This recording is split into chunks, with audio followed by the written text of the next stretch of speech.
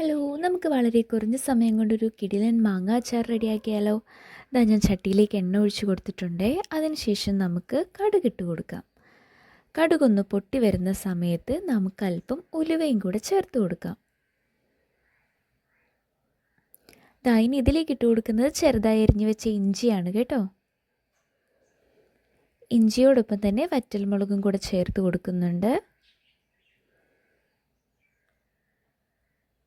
ഇനി അല്പം കറിവേപ്പില ചേർത്ത് കൊടുക്കാം.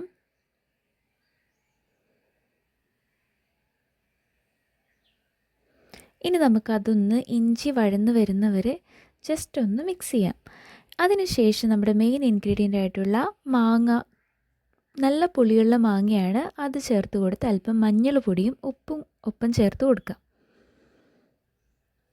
ഇനി എരിവിനാവശ്യമായ മുളക് പൊടിയും കൂടെ ചേർത്ത് അല്പം വെള്ളം കൂടെ ചേർത്ത് നമുക്ക് ഇതൊന്ന് തിളപ്പിച്ചെടുക്കാം.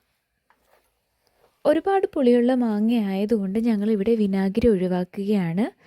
അങ്ങനെ നന്നായിട്ടൊന്ന് തിളച്ച് കുറുകി വരുമ്പോഴത്തേക്കും നമ്മളുടെ അച്ചാർ റെഡിയാണ്. എല്ലാവരും ട്രൈ ചെയ്ത് നോക്കുക.